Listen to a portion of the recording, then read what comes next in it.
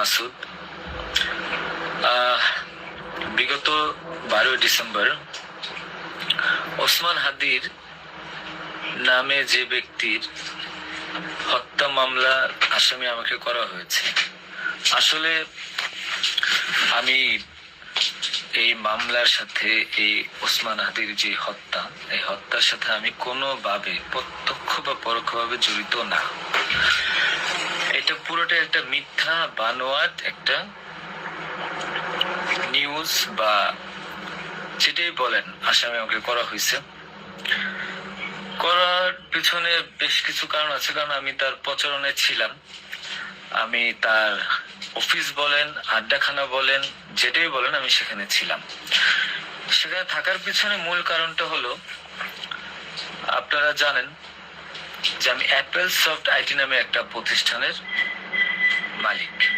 বিগত 10-12 বছর ধরে এই প্রতিষ্ঠান আমি চালাচ্ছি। এই প্রতিষ্ঠান থেকে আমি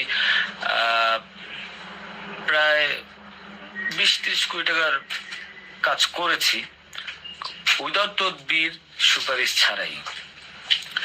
কারণ আমি ব্যাটল অফ 71 এর প্রতিষ্ঠাতা। ব্যাটল অফ 71 এর মতো একটি গেম বানিয়ে আমি বাংলাদেশে জাতীয় পুরস্কারও পেয়েছি। আমি সফটওয়্যার ইঞ্জিনিয়ার, আমি এমবিএ করেছি। এখন কথা হচ্ছে সেটা না, কথা হচ্ছে যে আমি সেখানে কেন গেলাম। সরকার পতনের পর আমার ব্যবসা প্রতিষ্ঠানে অনেক লস হয়, যেখানে আমি ঋণগ্রস্ত হয়ে যাই। তো আমি কিছু কাজ, নতুন কাজ, আইটির কাজ জমা দিয়েছি। তো আমি তাদেরকে জমা দেওয়ার পর আমি দেখলাম যে তদবির সুপারিশ এখন দরকার হবে, কারণ যেহেতু আমার ব্যক্তিগত প্রোফাইলে এখন কোনো কাজ হচ্ছে না। তো আমি ওসমান হাদির ওখানে যাই, তার সাথে কথা বলি। বলার পর সে আমাকে আশ্বস্ত করে বলে যে সে আমাকে কাজ পাইয়ে দিবে। এই বাবদ সে 5 লাখ টাকাও চায়। আমি 5 লাখ টাকা দিই তাকে, নগদ চেয়েছিলাম, নগদই দিয়ে দিয়েছি। দেওয়ার পর সে আমাকে বললো, ভাই আপনি অ্যাজ এ ডোনার হিসেবে আপনি আমার যেই প্রোগ্রামগুলো হয় নির্বাচনী প্রচারণা, একটা অফিস দিয়েন, বা প্রচারণে মাঝে মধ্যে একটু ছেলে পেলেরে হাদিয়ে দিয়েন। তো সে হাদিয়েই বলে আসলে বেসিক্যালি। তো আমি এরপরে শুক্রবার আমাকে আসতে বলে, আমি প্রথম শুক্রবার তার সাথে যাই, প্রচারণা করি। শেষ সুবাদে আমি আমার 2টা ছোট ভাই নিয়ে গিয়েছিলাম, যারা এলাকার লোকাল। তো এখন তাদেরকে হয়তো আসামি করা হচ্ছে, আমি জানি না। তারা কিছুই জানে না, যেমন আমি জানি না, তারাও জানে না।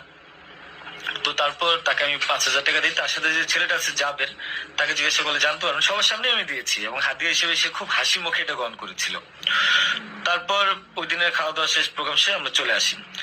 এরপর আমি আমার ব্যক্তিগত কাজে, নানা কাজে ব্যস্ত ছিলাম। হাদি একদিন ফোন দিয়ে আমাকে বলে, ভাই 16 ডিসেম্বর আসছে, আপনার সাথে কিছু কথা আছে, আপনি আসে। তার হোয়াটসঅ্যাপ মেসেজটা চেক করে দেখলে জানতে পারবেন।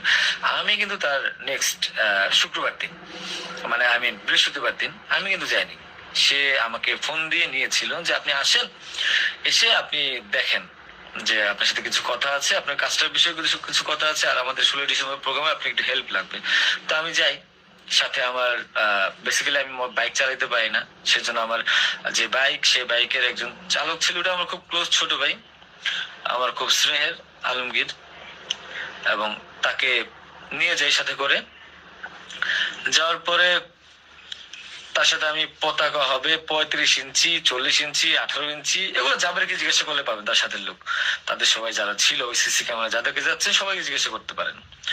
এবং তাকে 250 গেঞ্জি বানিয়ে দিতে হবে, এর জন্য কত টাকা লাগবে ডিটেল। এবং ঘটনার দিন আমাকে সে রিকোয়েস্ট করে, আজকে যারা যে আপনারা দেখছেন হাজার হাজার লোক, শত শত লোক, হাদির তো এত লোক ছিল না, কারণ সে আমাকে নিজেই রিকোয়েস্ট করেছিল যে ভাইয়া আপনি আমাকে 5-10টা পোলাপাইন দিয়েন, আর 16 ডিসেম্বরে 50টা ছেলে পেলে দিয়েন, যেন আমার পতাকাটা ধরতে পারে, প্রোগ্রামটা সাকসেস করে দিতে পারে। তো দেখেন, তো ওই জায়গায় আমি তাকে আশ্বস্ত করি, ঠিক আছে আমি চেষ্টা করব। তো পরের দিন আমি যাই। পরের দিন আর মাঝখানে একটা কথা বলি, আমার এর পরের দিনই দুবাই যাওয়ার কথা ছিল, যেহেতু আমার দুবাইয়ের মাল্টিপল গোল্ডেন ভিসা আছে।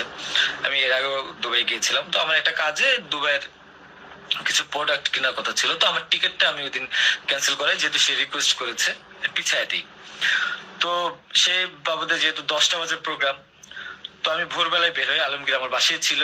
আর আমার ওয়াইফ বাচ্চা যেহেতু নরসিংদীতে থাকে, 5ই আগস্টের পর তারা ওখানে সেটেল করে দিয়েছিলাম। তো থাকার পর সুবাদে আমি আমার বোনের বাসায় উঠেছিলাম। আমি কিন্তু অন্য কোথাও যাইনি, বোনের বাসায় উঠেছিলাম ওদিন রাতে। তো ওই বাইক নিয়ে যাই, যেহেতু বাইকটা আমার, আমি কিনেছি। তো নাম রেজিস্ট্রেশন হয়নি। ভিডিওতে দেখানো এই ব্যাগটা হাতে পাওয়ার পর আপনি যদি আলমগীর বাইকটা চালায়, আলমগীর নিয়ে যায়। তো ভোরবেলা আমরা একটা উবার ডাকি, উবার ডেকে আমরা একটা রিসোর্টে যাই। এটাও সত্য, ওই রিসোর্টে যে মেয়েটা ছিল, ওই মেয়েটা বেসিক্যালি আলমগীরের গার্লফ্রেন্ড। কারণ আলমগীর আমি দুবাই চলে যাওয়ার পর সে যেহেতু এলাকায় থাকতে পারছিল না, তার একটু বাইরে থাকতে হবে। তো মেয়েটা তার কাছে একটা হেল্প চায় বাসা ভাড়ার জন্য। তো আলমগীর তার গার্লফ্রেন্ডকে হেল্প করার জন্য বলে, ঠিক আছে তুমি আজকে দেখা করো, আজকে আমাদের অনেক কাজ, তোমার সাথে আমি পরে দেখা করতে পারবো না। তো আলমগীরের সাথে আমি যাই। যাওয়ার পর 8টা-9টার দিকে আমি আবার চলে আসি, কারণ আমার এই টিকিটটা ক্যান্সেল করতে হবে। আবার হাদির প্রোগ্রামে যেতে হবে, ছেলে পেলে নিয়ে যেতে হবে। তো আমি প্রিপারেশন নিয়ে সকালবেলা চলে আসি। আসার পর এখানে যে মেয়েটার গার্লফ্রেন্ড বানানো, মিথ্যা বানানোর একটা প্রচারণা, মানে এর যে লেম জঘন্য কোনো কিছু হইতে পারে না এই দেশে। মানে আমাকে আসামি করেছেন, ভালো কথা করেন, কিন্তু এইরকম মিথ্যা মানুষের কলঙ্ক দেওয়ার কোনো মানে নেই। সতেরো জানেন মেয়েটা গরিব একটা মেয়ে, মেয়েটাকে ফাঁসাচ্ছেন, মেয়েটাকে যা মন চায় তাই বলাচ্ছেন, বলান। এখন কথা হলো যে আমি প্রোগ্রাম করেছি হাদিকে, যে ওদিন কথা বলছি, এবং ওই দিন আমি তাকে আবার 10,000 টাকা দিয়েছি, পোলাপানকে খাওয়া দিয়ে। আমি আমার বাইক নিয়ে যাই, কে বা কারা এই হত্যাকাণ্ড ঘটেছে আমি জানি না। আমি 10 মিনিট আগে তার কাছে বিদায় নিয়ে চলে আসি। আসার পর আমি বাসায় আসি, যেহেতু আমি যাবো দুবাই, আমি টিকিট ক্যান্সেল করেছি। আপনারা দুবাইয়ের টিকিট গুলো দেখতে পারেন। আমি একটু দেখাই একটা জিনিস আপনাদেরকে। এই যে দেখেন আমার দুবাইয়ের মাল্টিপল ভিসা। 1 মিনিট।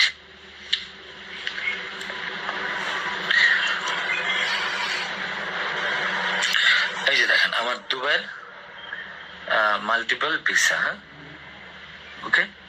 আমি এখান থেকে ক্যামেরা যেহেতু দেখা যায় না, আমি এখান থেকে দেখাই। এই যে দুবাইয়ের মাল্টিপল ভিসা আমার স্পষ্ট আছে, দেখেন। ঠিক আছে, দেখেন। আরো ভালোভাবে যদি দেখাইতে চাই তাহলে দেখতে পারবেন, আমি জানি না, একটু ভালোভাবে দেখেন। যাই হোক, এটা আমার দুবাইয়ের ভিসা। তো এরপর আমি এই যে আমার দুবাইয়ের ভিসা, আমার ওদিন টিকিট ক্যান্সেল করি এবং আমি যাবো আমার কাছে বিদায় নিই। বৈশাখ আমার ভাগিনা একটা আছে 5 বছর বয়স, সে আমার মোবাইলটা ফেলে দেয়। মোবাইলটা ফেলে দেওয়ার কারণে যেটা হয়েছে যে আমার এই মোবাইলটা নেওয়ার জন্য আমার 2 ভাগিনা খুব দৌড়ঝাঁপ করে মোবাইলটা নিয়ে আসে। আমার কাঁধে ব্যাগ ছিল, এখন ব্যাগকে অস্ত্রের ব্যাগ বানিয়ে দিচ্ছে, কিচ্ছু করার নেই আমার, যা বলবে তাই সত্য।